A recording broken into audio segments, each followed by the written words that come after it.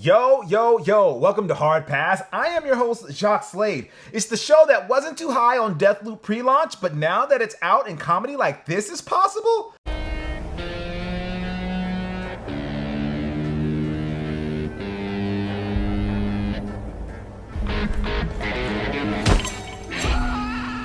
oh man, got him before the copyright strike. Yeah, we're gonna talk about it on next week's show. All right, let's jump into some hot takes. Congratulations to Big E for cashing his Money in the Bank contract and winning the WWE World Championship, aka the canonical World Championship in that company. It's hard to find people who have nearly 100% approval rating as a person, but the former Mr. Langston is one of those judging from the reaction on social media. Even AEW wrestlers were tweeting their congrats. It would be if like Nike fixed Sneakers app and Adidas employees were like, finally. Puma has a new video online of RJ Barrett, and I have to say that I admire the confidence.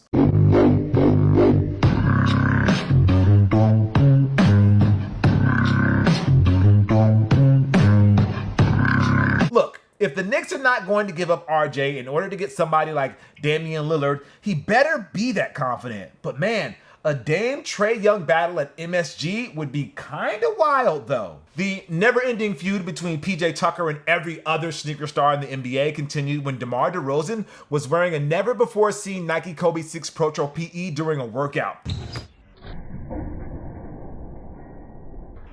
Easy. What are these? Talk to me about them. These Kobe's, ain't nobody got these. PJ don't got them? Nah, hell no. If it took PJ an indeterminate amount of time to find Melo's soccer team Jordans and 2 weeks to grab Devin Booker's Kobe 4s, this challenge could be done by the next episode. I'm guessing here. Hey, guess what? Drake got more streams than Kanye. In Drake news that's actually interesting, I'm super pumped for his Nike Nocta golf gear that's dropping on the 23rd. I know the Team USA and Team Europe guys can't actually wear these for the Ryder Cup, and Drake can't technically participate since he's Canadian, but man, next year when it's a President's Cup year, I fully expect the people in charge to invite Drake and have him represent the world team. But in all seriousness though, we'll have more to talk about this next week, hopefully with me decked out in full Nocta golf gear, but I love that we are giving the game just a little bit of flavor and fun nowadays. It'll never be full-on Waste Management Open in every PGA Tour stops with Brooks Koepka and Rory McIlroy wearing shorts and Travis Scott and Nike TW13s, although that is a billion-dollar idea that I'm claiming right now. But little things like this can lead to bigger and better for the game we're all gonna play when we can't play basketball without an oxygen tank. After the conclusion of the Fat Joe and Ja Rule versus, Jermaine Dupri laid down the challenge to the one and only Diddy in front of Madison Square Garden. Now that's something that I would tune in for, even if there are some of you out there on the internet who don't think JD has the hits to compete with Diddy, including Diddy himself.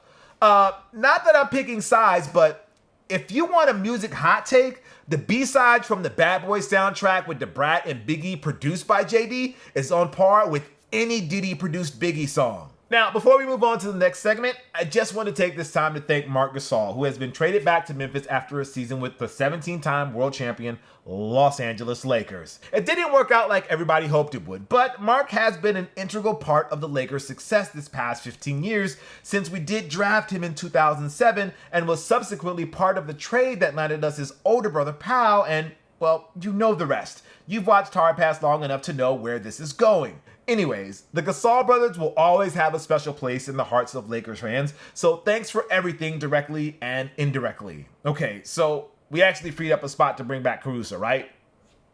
Right? That's a thing now, right? So, Saquon Barkley, he's a rare breed in the NFL. And what I mean by that is that he's a star player that we're talking about on this show, and he's not a quarterback or a wide receiver. He's a standout running back in an era where running backs are treated like they are a dime a dozen.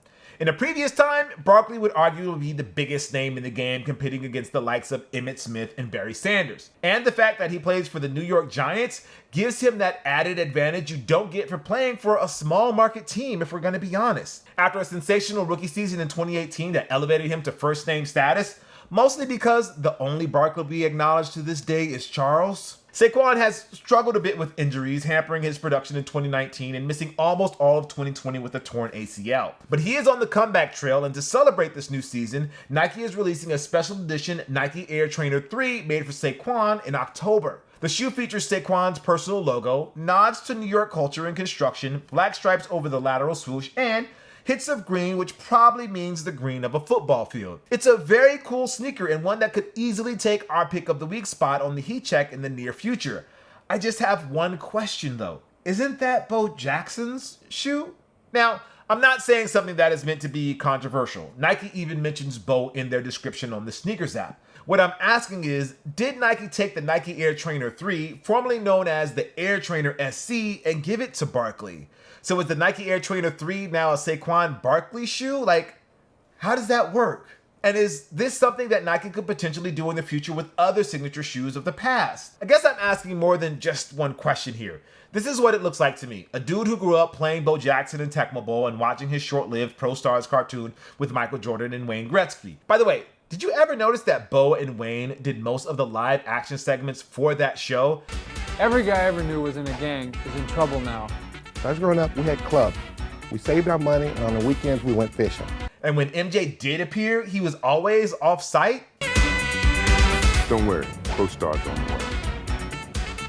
Just something that always bothered me when I was a kid. Like, maybe the Air Trainer 3 or SC did not have his name on it, but those were Bo Jackson's. Like we call Air Jordans Jordans, when you saw somebody wearing the Trainer SCs, they were casually known as the Bo Jackson signature shoe. Could this be a sign of what Nike might do for athletes who are not quite signature shoe ready, but deserve more than just player exclusive versions of the latest Air Max, for example? We've seen it in basketball where players become the face of a particular performance model. Think Russell Westbrook when he was with Nike and rocking the Hyperfuse for a few years, or Blake Griffin becoming the Hyperdunk guy and eventually the Jordan Superfly guy when he moved over to the Jumpman. But Saquon's case is a little different because he's getting a personalized version of someone else's signature shoe, or what we consider to be someone else's signature shoe. Could Nike do something similar with players like Devin Booker or Ben Simmons or De'Aaron Fox? Once upon a time, Nike had stars like Tim Duncan and Kevin Garnett on their roster with signature shoe lines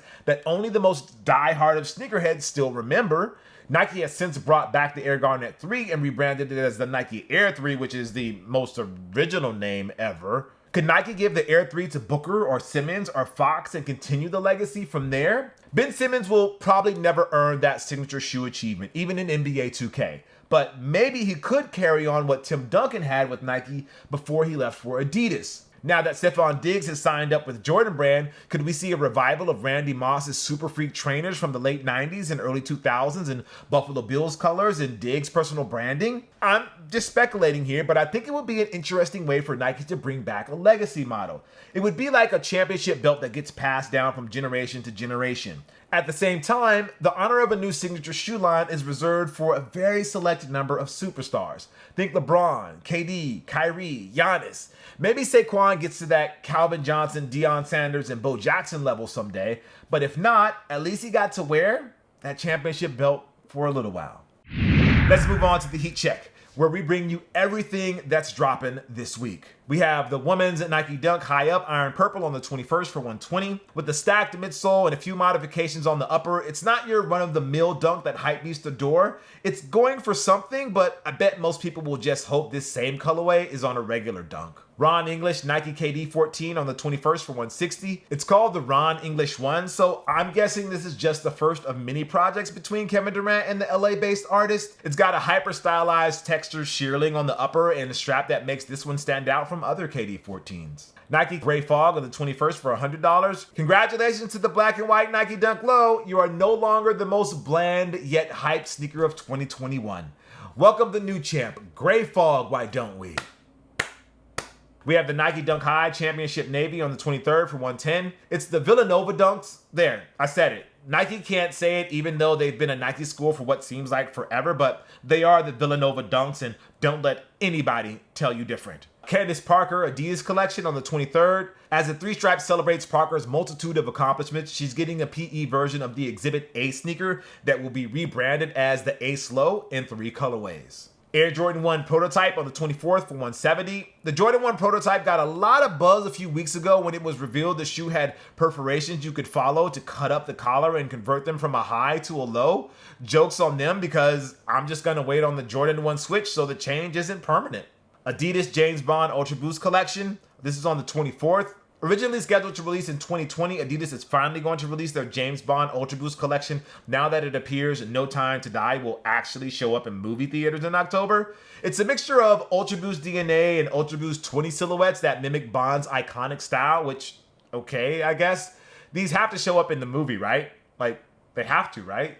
The Adidas Yeezy Boost 700 V2 Mauve on the 25th. Mauve is a pale purple color that sits between violet and pink in the color wheel, named after the mallow flower, also called mauve in French. Today, the name Mauve has remained the more popular name. Mauve contains more gray and more blue than a pale tint of magenta. I don't think Kanye reads this description for Mauve. And then we have our pick of the week. It's the Adidas Ultra 4D Miami Hurricanes on the 23rd for $220. Yeah, there are other Ultra 4Ds dropping on the same day, but this one is special for co-rider because the upper is very similar to the one found on the original Miami Ultra Boost 1.0 player exclusive. He already asked me for Shoe Surgeon's phone number to see if he can do a sole swap. He's all about the U, even though he went to Cal Poly Pomona. Go Broncos. All right. Now for a heat check on Billie Eilish's Air Jordan 1 KO and Air Jordan 15. We've previously covered the Air Jordan 1 KO collab here on the show and heard rumors about an Air Jordan 15 also coming from the mind of the popular singer. At the time, we were not the biggest fans of the collab, but we certainly appreciated Billie for basically taking one for the team. Look, the responsibility of making something out of the KO and the 15 had to fall on somebody eventually. To paraphrase an iconic line by Jay-Z, Billie did that, so hopefully you, meaning the next celebrity with the Jordan brand deal, won't have to go through that. Billie's Jordan 1 KO uses a lighter shade of Volt, a leather base save for the nylon tongue, and a few nods to her brand, including her own logo and her name spelled out on the insole. I don't think our opinion of the shoe has really changed all that much since it was first revealed. It kind of reminds me of the Jordan 1 Gatorades from a few years back, since those were all monochromatic, and I wasn't necessarily the biggest fan of those sneakers. They were what they were, and these KOs are what these KOs are. I'm pretty sure that these are going to be quite popular in the community, particularly to the Billie fans who like her and want any and all merch that has to do with her. And then there's the Air Jordan 15, and well, at least she tried. Look, even Tinker has admitted he didn't have the juice with the 15, and if the person who created it is not a fan, I don't think we need to mince words. 15s are terrible, kitty. At the same time, I have nothing but respect for the people who have tried to make it work. Tinker tried to fix his own design, like when George Lucas made Greedo shoot first when Nike released the commemorative pair of 15s for the movie Kubo and the 2 strings. I thought that was actually a good effort, and maybe it needs to be revisited in the future. Public School New York gave the 15s a lifestyle makeover, and while they nailed the colors, there was only so much they could do, like switching up the materials and changing the lacing system before succumbing to the inevitable fact that the 15s are just not great. So for Billie's 15s, we get the monochromatic look again with a light earthy tone. It kind of gives me Yeezy vibes color-wise, but I doubt that's what they were going for. Anyways, the upper uses a leather base, which would be mostly different for the 15s, but I'm still debating whether I am for it or not.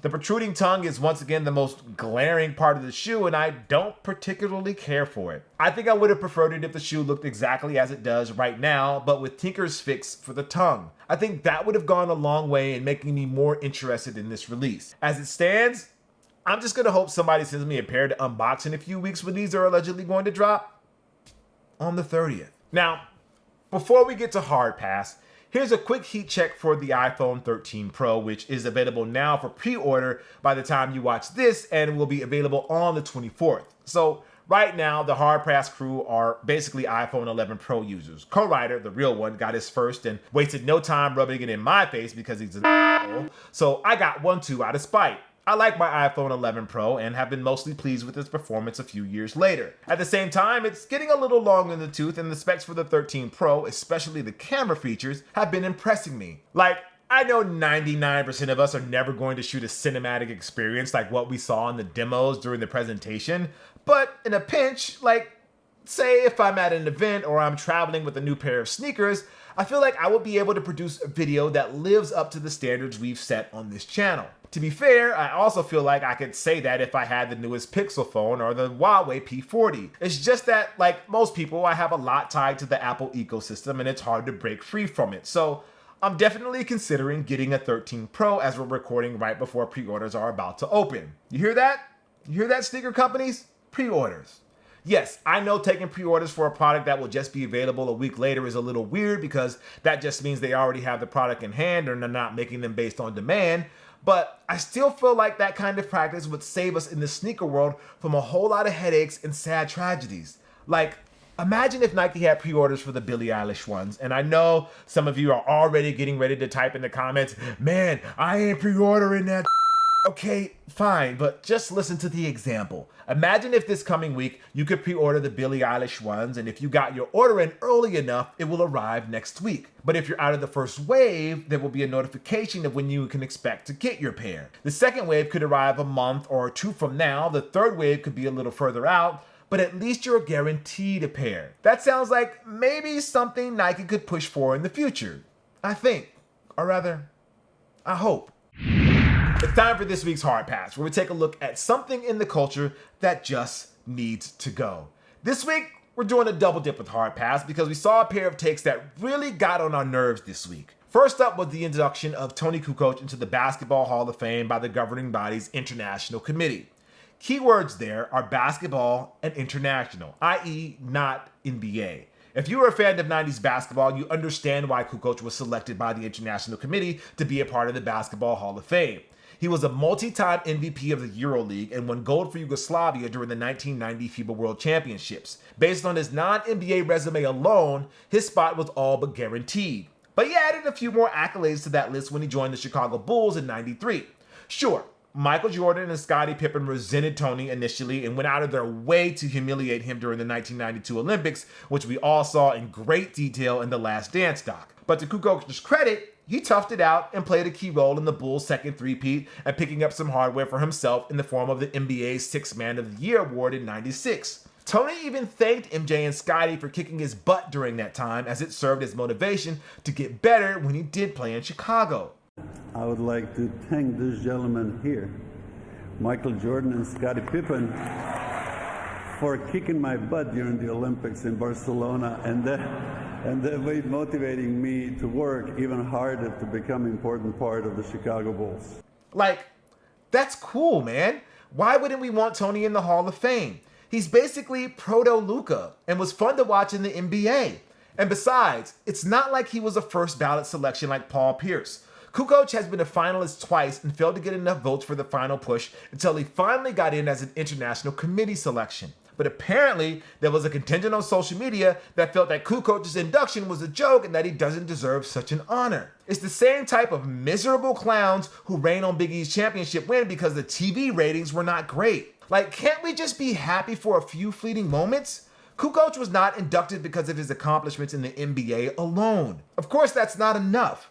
A role player needs at least 7 rings with key moments for multiple teams to get consideration, or as I like to call it, the Robert Horry should be in the Hall of Fame, damn it, argument. Kukoc got in because we're taking into account the totality of his career from Europe to FIBA and Olympic play to the NBA. If this was just the NBA Hall of Fame, Toni Kukoc does not meet the criteria to be inducted.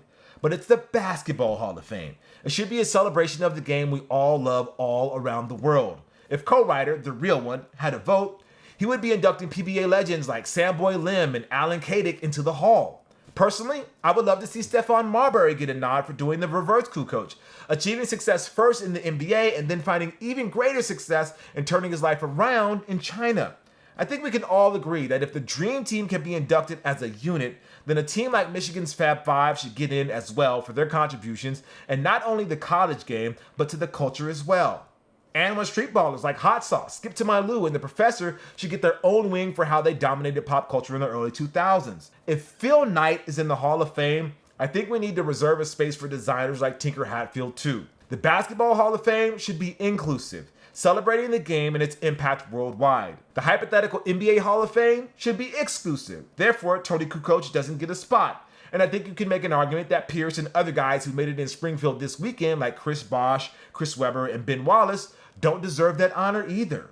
They should be mentioned somewhere in the hall, like in a video or something, but in my NBA Hall of Fame, it's the best of the best.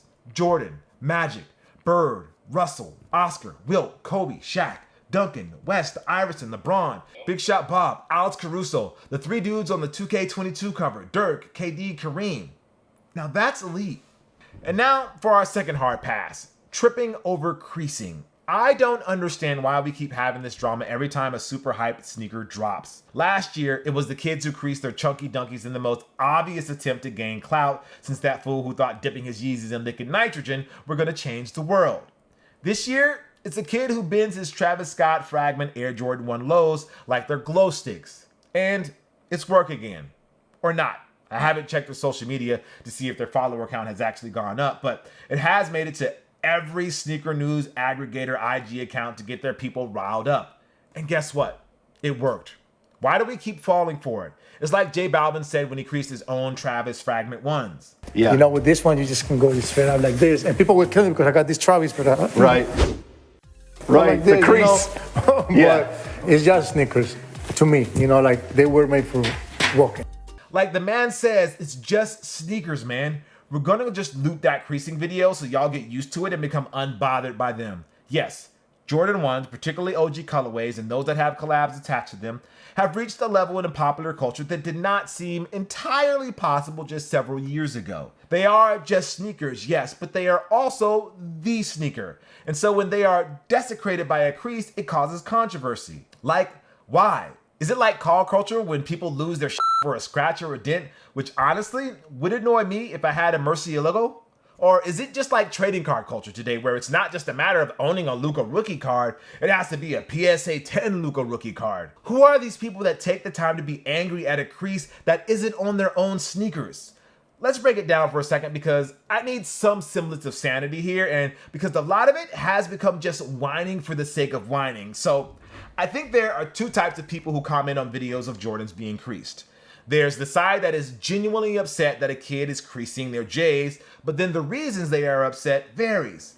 You've got the segment of sneakerheads who think J's need to be free of creases and should be hermetically sealed in a bubble and should only be taken out on special occasions or photo shoots for the IG accounts. And then you've got the "do you know how much these shoes are worth" crowd, and the answer is yes. We know how much they're worth because we, and that includes me, have deemed them to be worth that much. It's not their money, but whatever. They're gonna pocket watch, I guess. And of course, we've got me amplifying the video by playing it on loop throughout this segment and talking about it on this show, and therefore guaranteeing that the conversation won't just die down. I understand that I am part of the problem, but man, this is also annoying.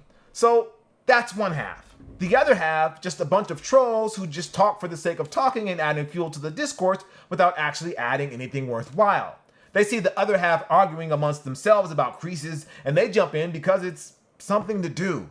They don't really care about the sneaker being creased. They just want to see drama, and if they can help escalate it, that's a good use of their time. And you know what? I think that's actually the majority. See, because Jordan 1s crease like a bitch, and you can do all the fancy tricks you can do to get them back into their original state, but those creases, they're eventually going to surface again. And I think most people understand that, and they don't actually mind the creases, but they do like to troll. So they make fun of the people who care too much about being instigators and going super extra in the comments. Let's just get over this, people. It's not worth talking about. I kind of loathe myself for helping write this segment, but I just had to let it out. And I'm also thankful that no one cares when Yeezys crease. All right, that's gonna do it for the show today, guys.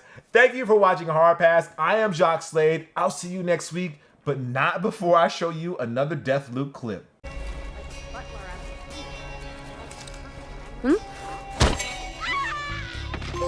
Can I just do that whole game? I would gladly pay 60 or 70 bucks for a game where I just try to figure out how I can kick somebody off a cliff in the funniest way possible. I'll see you guys next week.